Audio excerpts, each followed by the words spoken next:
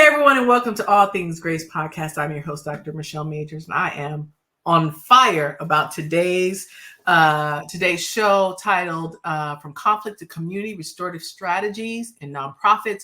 We have a special guest today, my good friend, ally, brother, thought partner, Travis Andrews, a restorative conflict strategist and the founder of Andrews Consulting Group.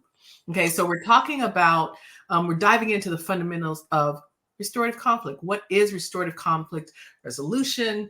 We know that it's a transformative approach that emphasizes how we repair harm, right? With centering grace and, well, you know, my favorites. Let me see what my notes say. Oh, centering grace and humanity and being able to come together and have conversation from our shared lived experience as opposed to just bickering about the issue.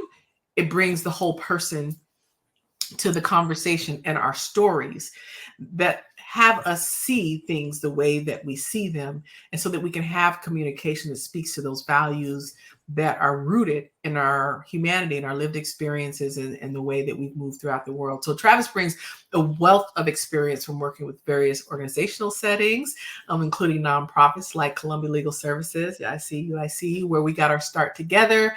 And so he's going to be sharing some of his valuable insights on how these strategies can transform your organization and the dynamics that promote a more compassionate and cohesive workspace. Welcome, Travis. Thank you, Michelle. It's a pleasure. I've been watching your podcast. I'm a fan, so it's great to be here today. Thank you so much. So we're just going to hop right into it. And we're going to be talking about, let's just start out with the understanding of what is restorative conflict? So first, let's just start there. What is it? Yeah, restorative conflict really is, it's kind of like the details are in the name. It's restoring the relationship or focusing on the relationship that is a part of this conflict. So oftentimes we talk about conflict as if it is the problem, and really the conflict isn't really the issue. It's like how we come to the space, how we came and brought everything from our traumas to our background to our biases to this space and to the moment that can oftentimes create the conflict. So if two people who come from different backgrounds come to a moment and we are both looking at the same circumstances, you're going to have an opinion. I'm going to have an opinion about that circumstance. And it could trigger me. It could create a different type of perspective given where I come from. So the restorative process really is focusing on restoring the relationship and prioritizing that versus focusing on the problem of the conflict. And so can you make a quick comparison between restorative and punitive? You did kind of speak to it higher level. Yeah, I think in a punitive model, the goal is, how do we create resolution through punitive measures? So that could be, how do I write you up at work? Or, what's the response from HR? Or, what does the union handbook say about how we're supposed to handle this? Versus like, man, this is just a conflict between two human beings. I have some things I want to get off of my chest that I want to communicate, and I want you to be able to hear that. And so rather than going that punitive model, we really are looking at and prioritizing being heard and trying to heal through that process of being heard and listening in an active way. So when did you know that this was your jam? Like, and why? Why this? Why you are mad talented and brilliant at so many things. I know law school is that. I don't know if it still is on the table. I know it was on the table. You can say a little bit about that, but why? Yeah, I'm currently a law student. So I attend John Marshall Law School in Atlanta. That's a whole nother conversation. It's a separate goal that I just have had my entire life. And so really just pushing through that, coming from where I come from. But why this is because oftentimes, no matter what circumstance, whether I'm in a legal environment, whether it's nonprofit, direct service, one thing that is consistent is conflict, right? That's right. And oftentimes what I find is like, man, these people are going at it and have all of these issues, but nobody's really dealing with the real crux of what needs to be discussed. And so doing prison work at Columbia Legal Services, and prior to that, we often would see, like, folks in the detention centers or in the prisons really having issues surrounding how they were treating some of the folks on the inside. And it really wasn't about the folks on the inside or the guards. It was about the relationship that they had. So if I'm a guard and you are someone who is incarcerated, it creates a dynamic that isn't any fault of either of the people, but it's just this dynamic that existed. And so from my perspective, it really started to come to light that, yeah, these aren't issues about who I am and who you are. This is really issues about this conflict that we keep focusing on because you have a role and I have a role. Mm-hmm. So that's where I come from in this lens and why I came to the restorative justice space. But yeah, it does not have to be so contentious and punitive in the way that we operate. So I've had people that said to me, Michelle, why lead with grace? Right? Mm-hmm. Won't people weaponize grace? And I'm like, yeah, like they do the Bible or religion. Like you're gonna weaponize what you're gonna weaponize, right? And so I'm gonna play angel's advocate. But Travis, some people need to be punished. Don't some people need to be punished? When is this model for? When do we not use this model? When do we use it? Like, because the idea that some people get this restorative thing after they've caused somebody harm, that doesn't seem right. Yeah, people are people. I think Brian Stevenson says it best. He says we are more than our worst acts, right? Mm. We are more than just this moment where I might decide to do something that creates harm. And so rather than focusing on like this moment in time where I've done something, seeing me as an entire human being really does recenter what's most important, which is the humanity that exists inside of the person, both who is creating the harm and who's receiving the harm. At the end of the day, like punitive measures don't really help anybody. It gives someone a job, like, the executioner gets the job, but it doesn't really fix the harmed person, and it doesn't fix the issue at hand. So, just humanizing people. You said something a while back when we worked together. You was like, what happened to civility? Like just the basic civility of human decency. And I think that's a part of the why. Yeah. Well, I think a lot of people know, I've said it often, that I am really struggling with the DEI industrial complex as a whole, partly because of how it creates just another set of rules. Like my thought is that we would move away from these rules and start relating to each other in this human kind of, well, what's your story? Well, what's my story? And how do we, right? But, I find that this piece of being able to be human is harder in the DEI space, oddly enough, because we've replaced that.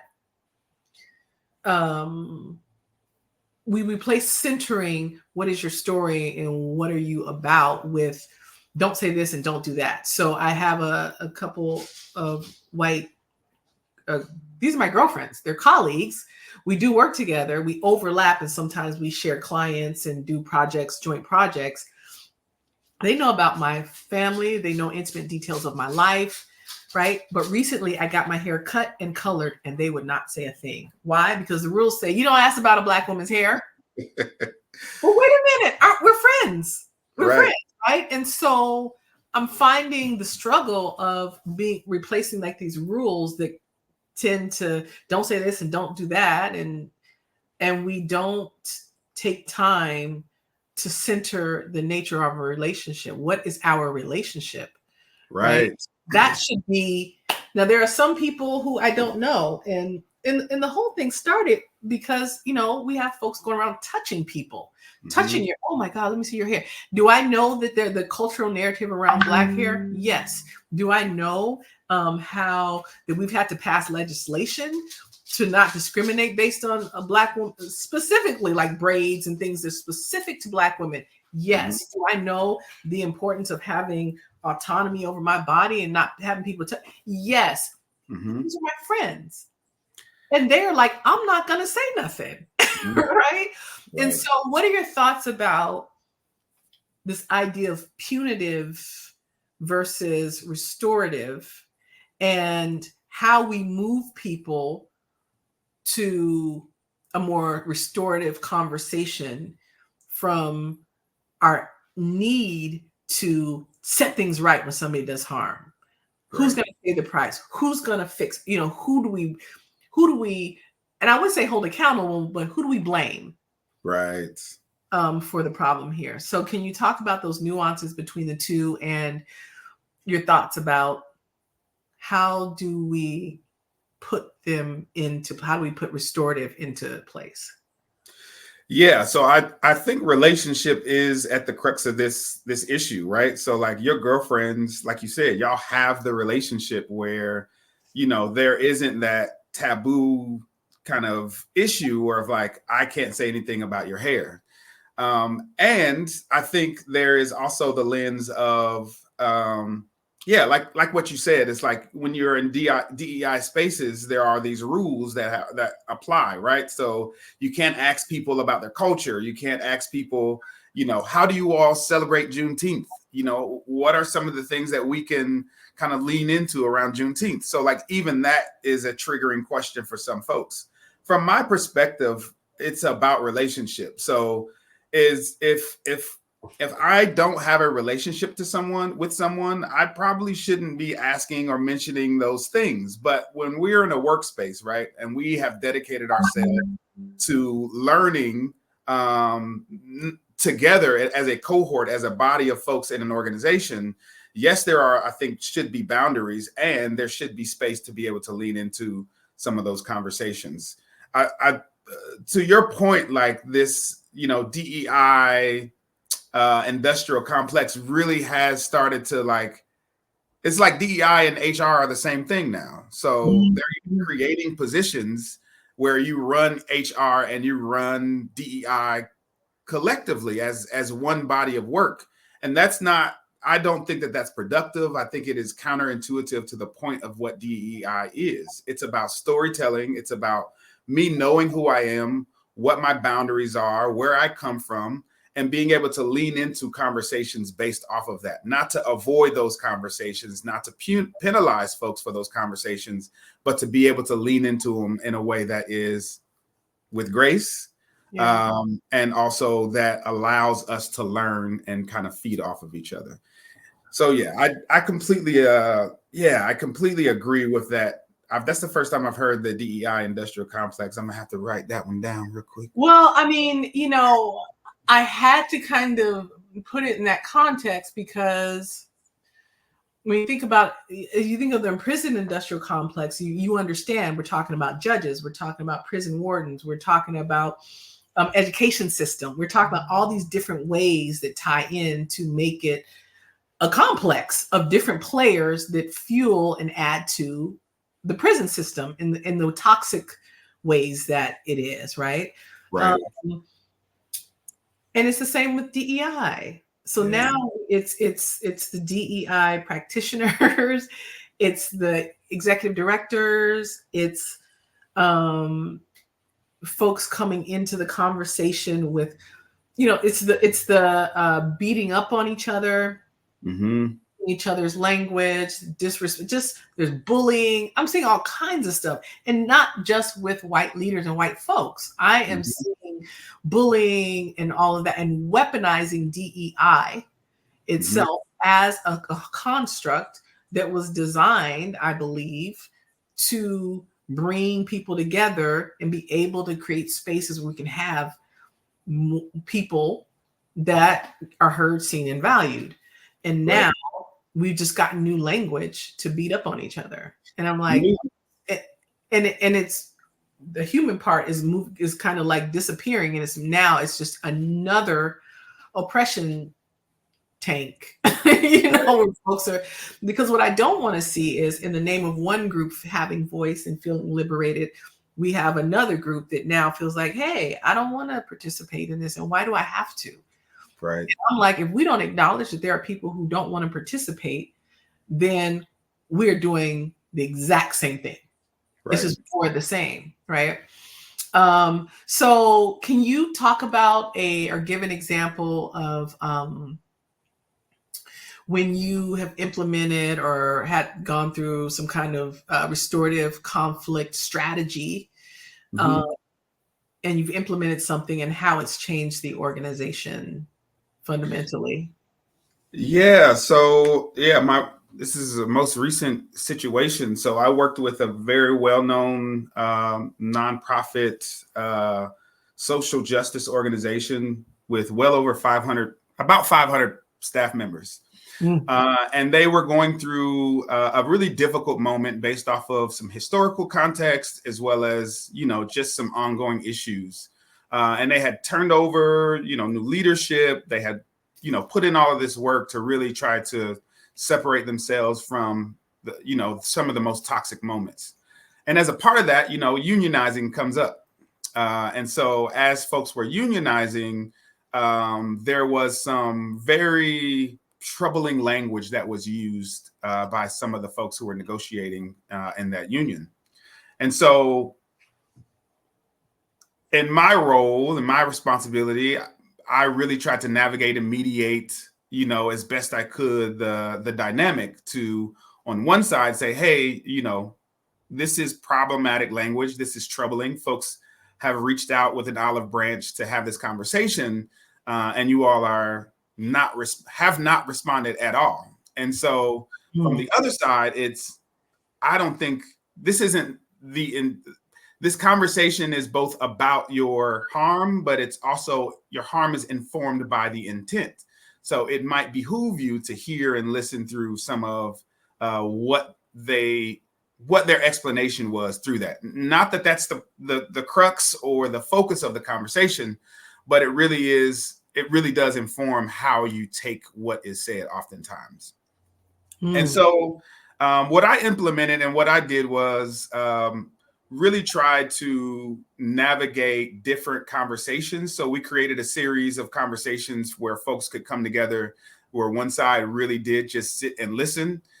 We gave them an opportunity to do that without responding, no conversations. This is specifically around just hearing and listening, and only responding with, I hear you, I see what you're saying. I don't want to respond in this moment because I really want to process and sit with what you're saying, but I do want to respond at another moment. And so we went through a process of doing that with bodies of folks for months, quite frankly, until we got to a place where we could come together and actually, man, I appreciate you all really sitting and listening to what was said. You went such and such time frame without listening. But having heard me, having sat and heard me and throughout this process, I really feel heard. And so that process really did help to disarm both sides of that conversation. And as a result of that, those meetings continue. So now they have normal quarterly meetings with that body of folks to really work through some of the conflict within that organization, like for good. So, really thinking about, man, what did I do that could have created harm, regardless of what your intent was? Like, what did I do? Or what was the behavior? Or what was the action that they are naming? And how did they take that? I hear what they're saying. Yes, this is how I feel. And I understand what their context of what they had to say was. So yes, that is very triggering for me. That is problematic from my perspective and where I come from. And I understand that this was not ill intent. And so being able to navigate that, I think, is always a beautiful process. It was such a beautiful process to watch for me because I watched some of the most hardcore advocates who advocate on behalf of some of the issues that came up really start to understand and hear what the other side had to say. So yeah, it was a beautiful process. It really was. So I have a scenario. Okay. Okay. This was a client that I had, and I'm like, what would Travis do? So the client that I had, it was a social justice seminary. Okay.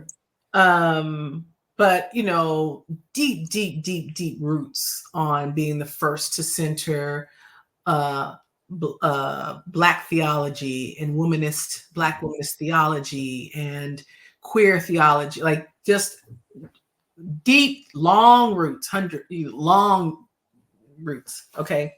Right.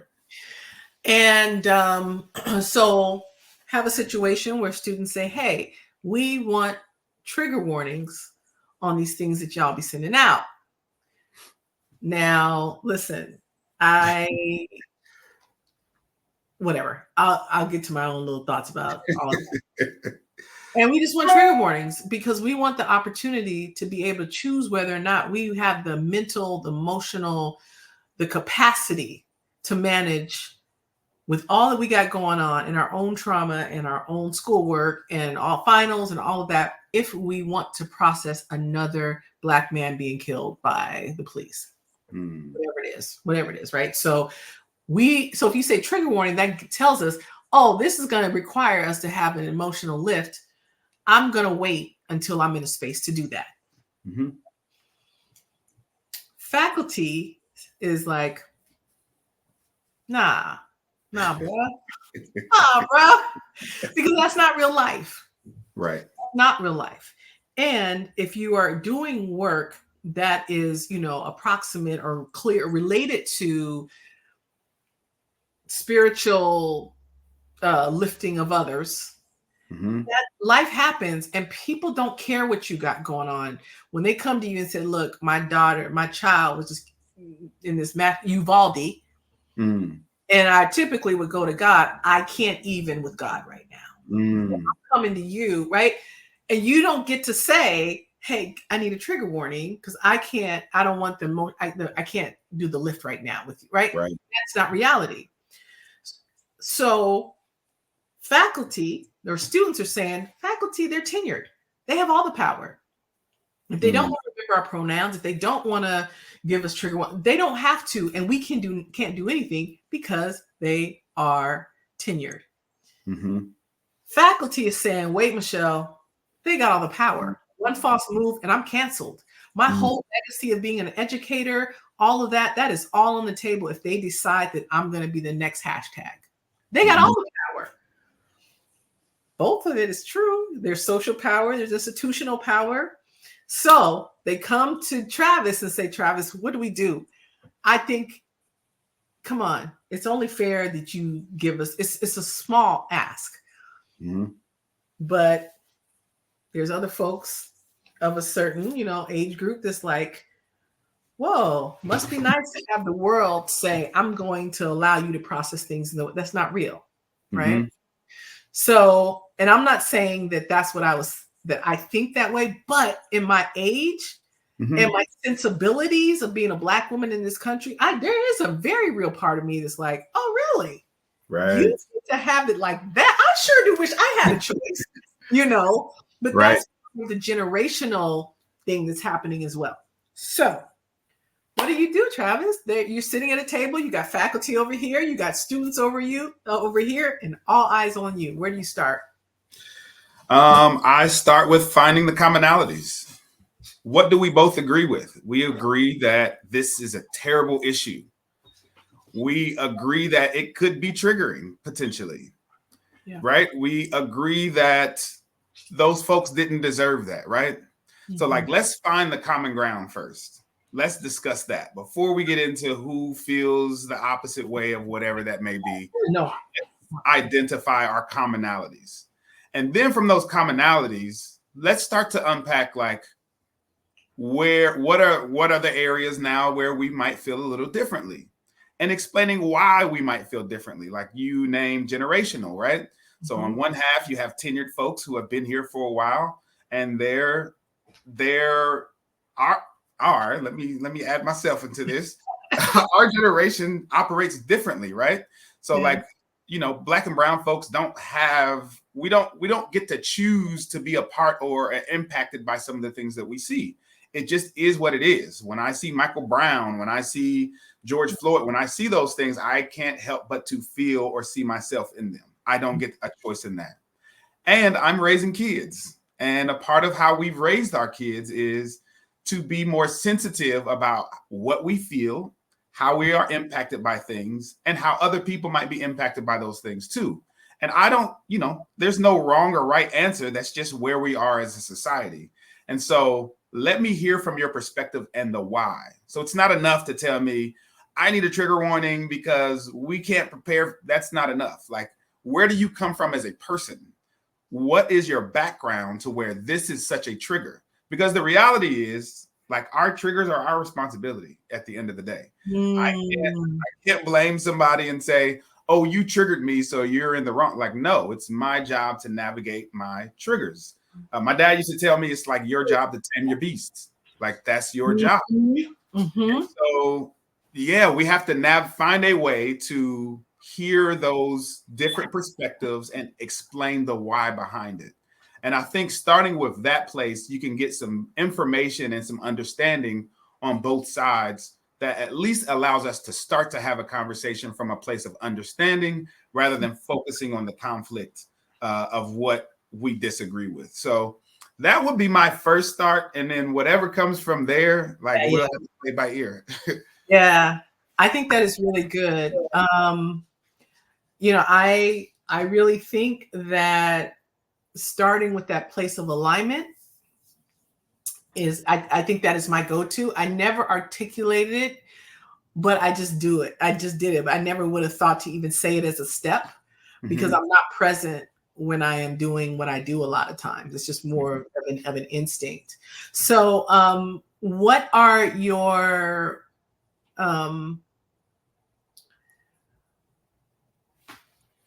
so the restorative conflict model involves two things.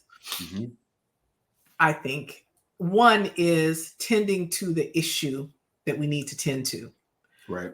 Also, at the same time, looking to see where the culture is breeding this thing. So there's culture work to do as well. How do you reconcile those two? Let's say you come in and they say, hey, fix the issue. And you're realizing I can restore this conversation, but this organization is so toxic or it breeds this kind of thing. Are you the type of consultant where you're like, I'm not going, this is symbolic work because nothing's really going to change. It's going to happen again.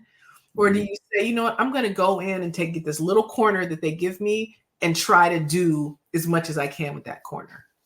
Yeah, I'm definitely going to take my corner and try to do as much as I can. Like, so the type of consultant I am my job is to systematize, right? So it's not to just come and hold a restorative process. It's to create a system and a way of supporting the culture, setting them up in a way that allows them to carry that forward, right?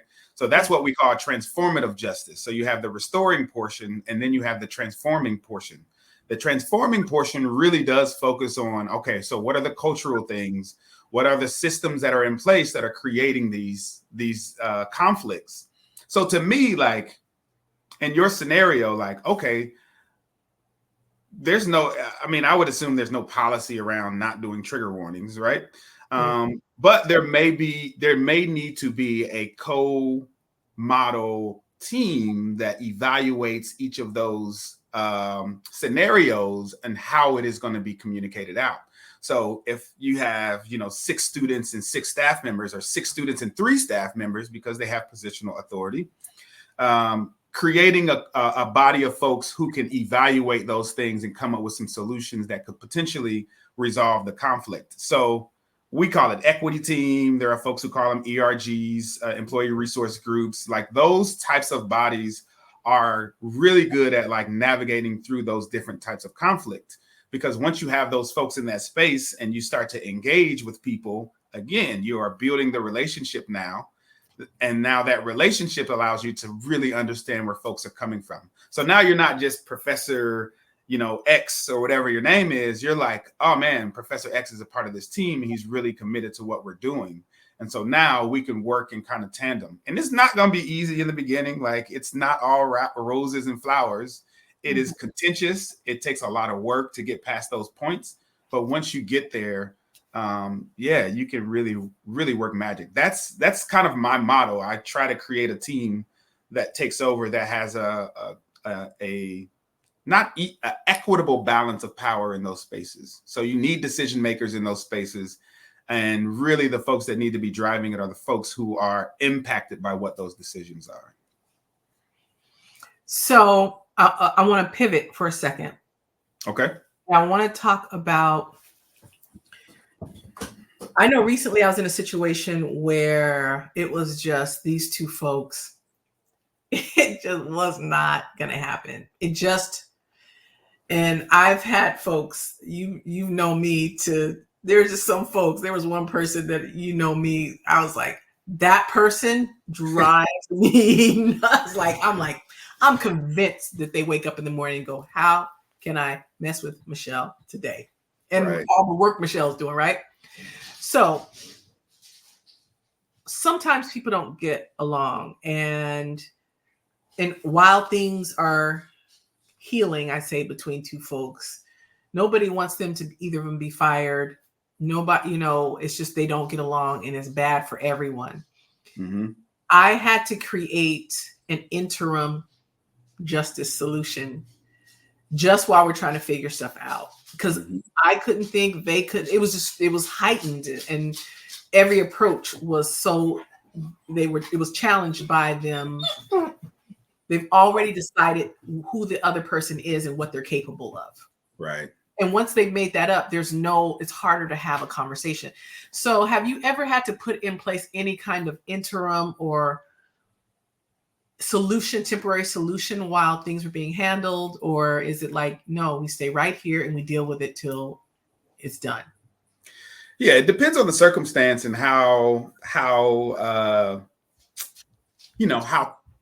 for lack of a better phrase, toxic it is to the organization.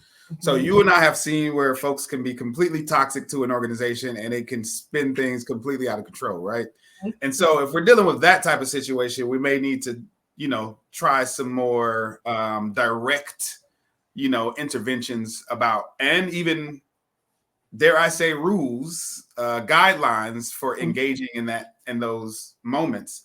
But outside of those, like, you stay in the moment. I would say you stay in that difficulty. You stay communicating, because once you have a conversation with folks, the expectations increase. So no matter what that conversation is, like, hey, we're going to have restorative justice next month, their expectations have heightened at that point. And so what you have to do is communicate throughout.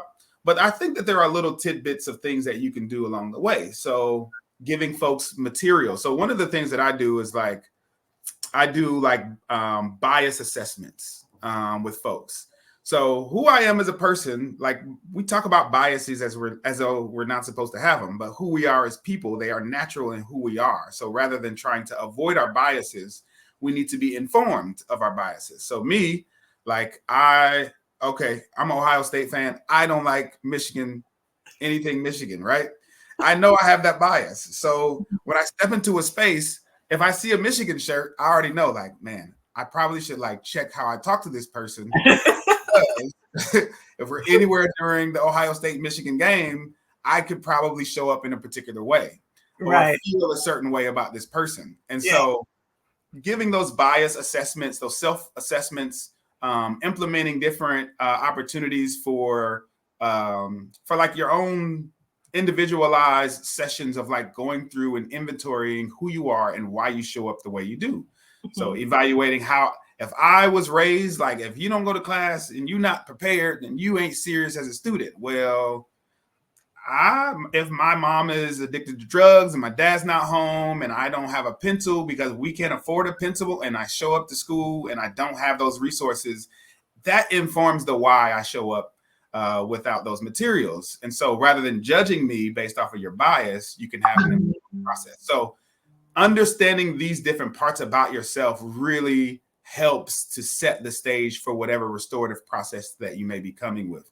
So that median time when we're waiting and trying to figure things out, I try to give like those self-assessments along the way for Mm-hmm. folks to really work through their own stuff. Because this work really is like restorative justice in its real actual sense.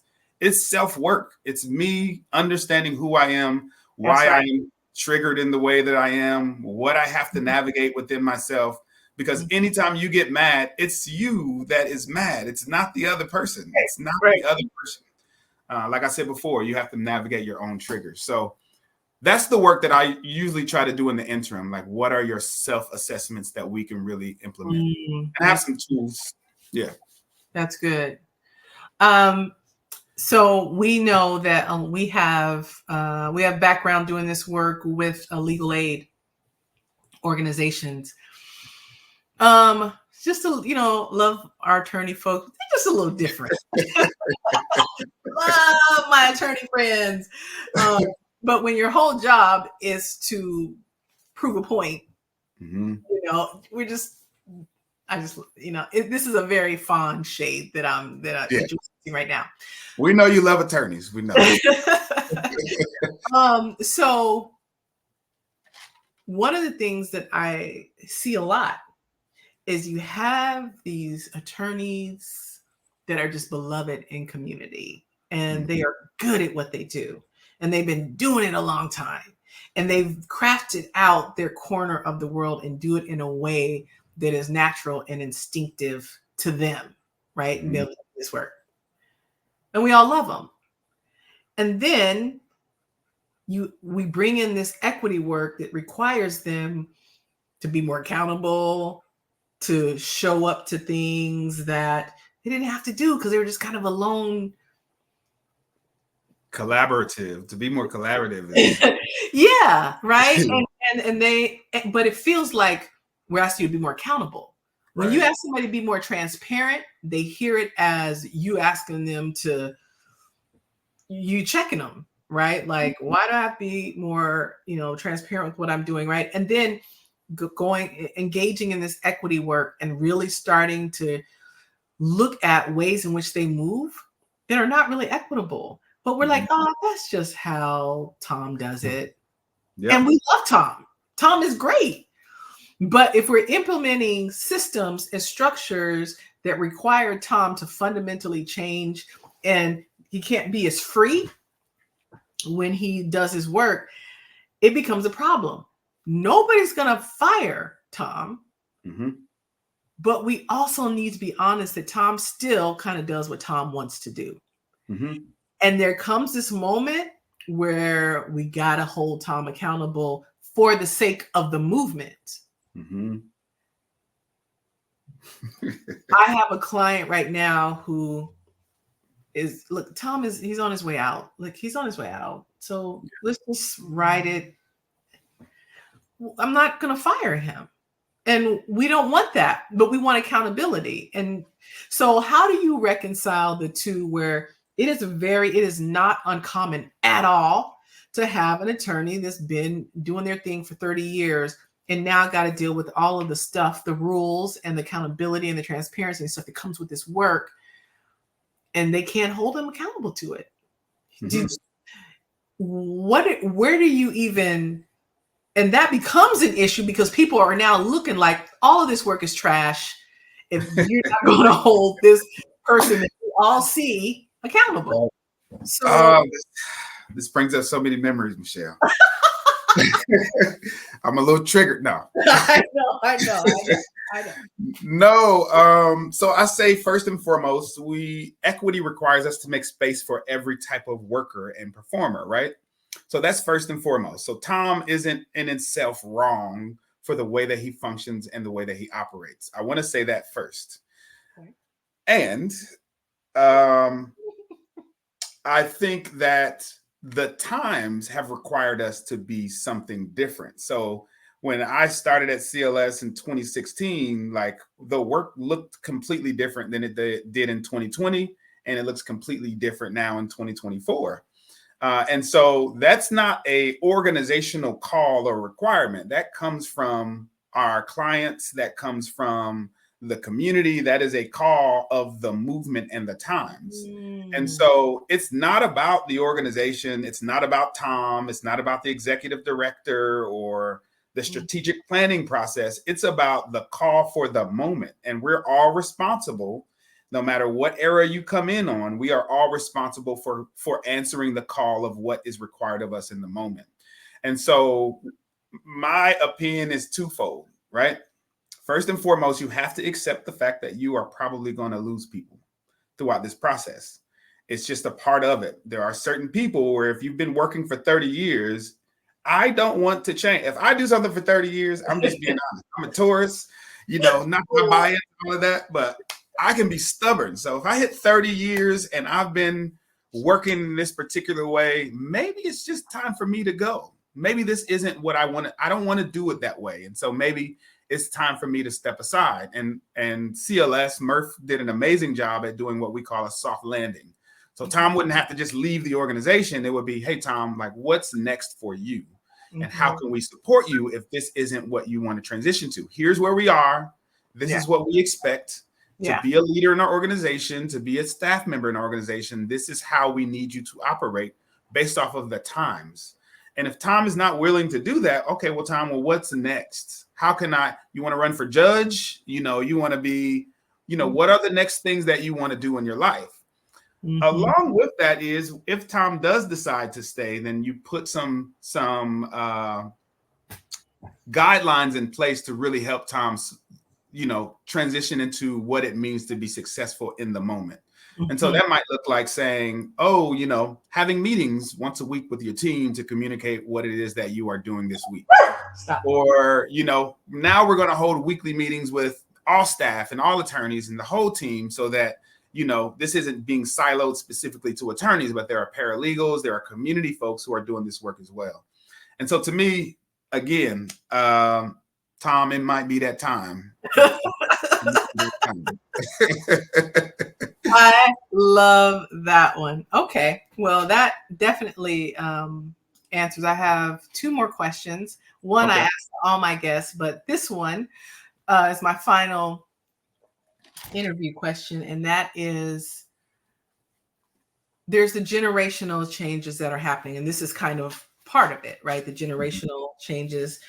Newer folks, newer in their career, and depending what I think I'm a millennial. I think I might be a millennial. Oh, I'm a Gen X, whatever. Gen X, yeah. Oh, how you know what I? Because we had this. I'm Gen X. And the Gen Zers and folks, they think they have a different pace by which things should happen and all this other stuff. So it's causing these differences. What would you want to say if you were like, hey, the mediator, you were the restorative justice person in this situation, advocate? What would you say to the millennials or the newer folks? And what would you say? And like direct conversation, we're going to have like some tough love conversations now. And what would you say to the folks and the baby boomers and me and the, maybe one generation behind? So what's interesting is there are 3 generations in the workforce right now. That's right.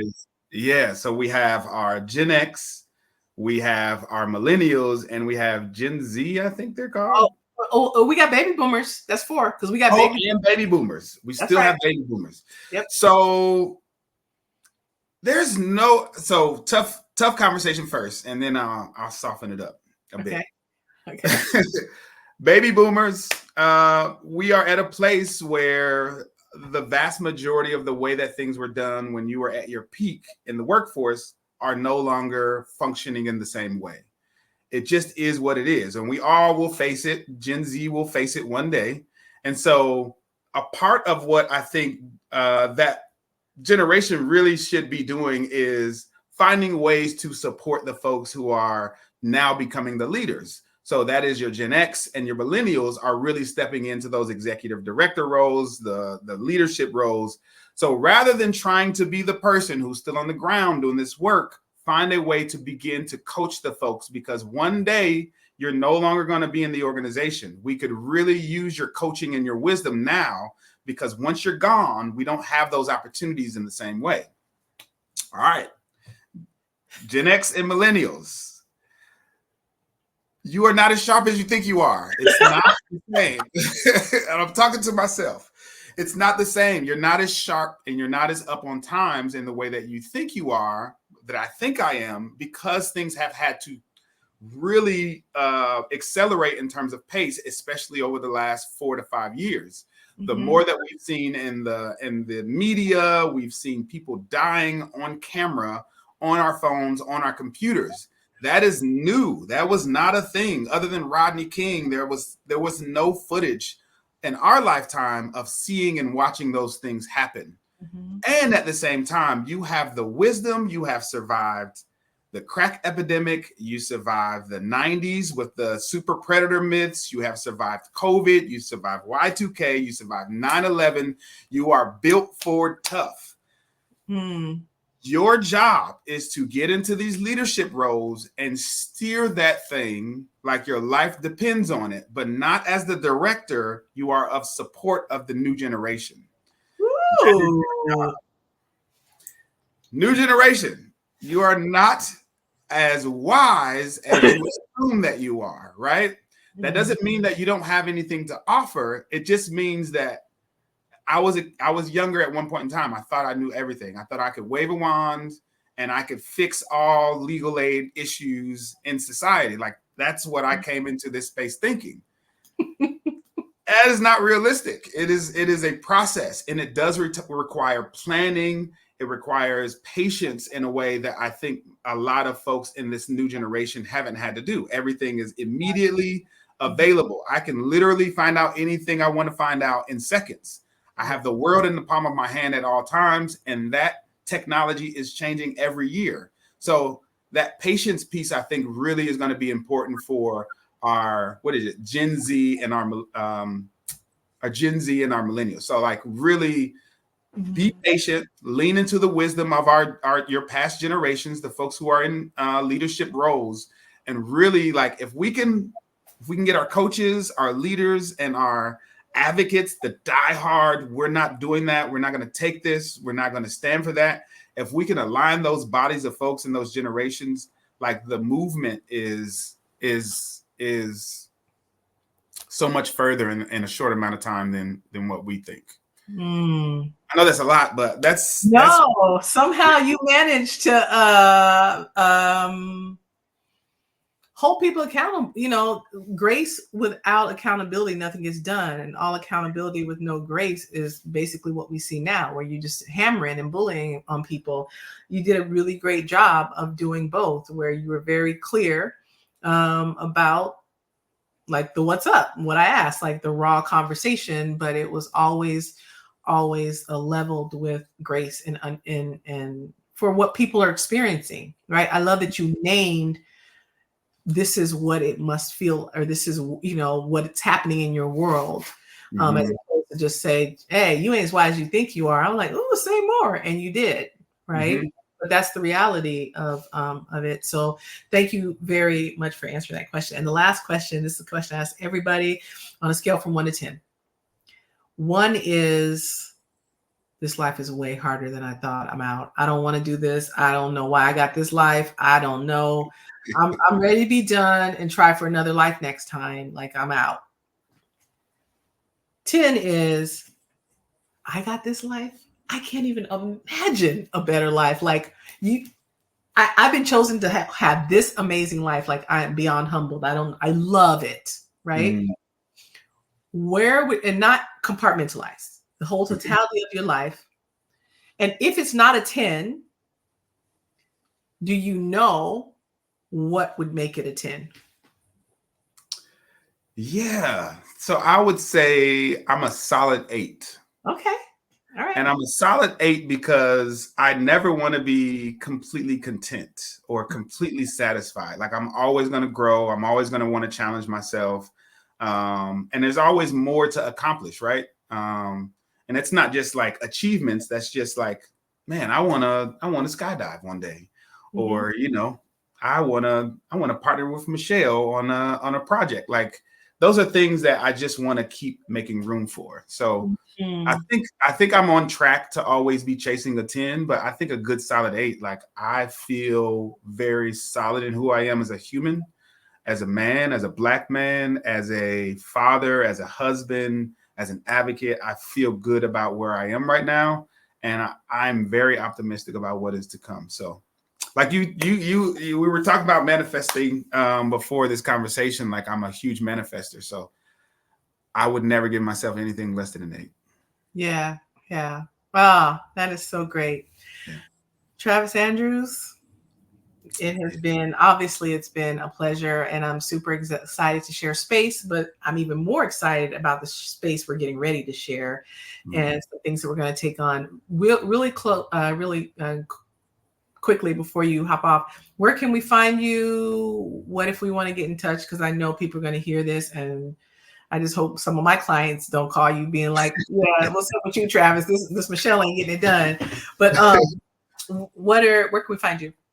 Yes, so I have a website. So I've started Andrews Group Consulting. Our website is agcadvise.com.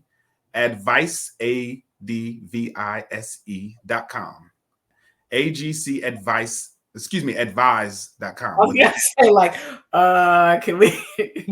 Yeah, advice. Got it. Okay. Advise. Excuse me. I keep saying it with an S, not a C. Okay. Yes. I'm also on LinkedIn. I'm building out my social media more now. I'm not as heavy on social media, but I'm trying to shift that. That's my 9 and my 10 that I'm chasing. So okay. Please feel free to reach out. My email is travis@agcadvise.com with an S, not a C. There we go. Awesome. Thank you so much, Travis. And we'll talk to you soon. All right, Michelle. Good to see you. Hey, everyone. I hope you enjoyed what you heard today. If you did, please click the small bell and become a subscriber and join me in spreading the message of grace.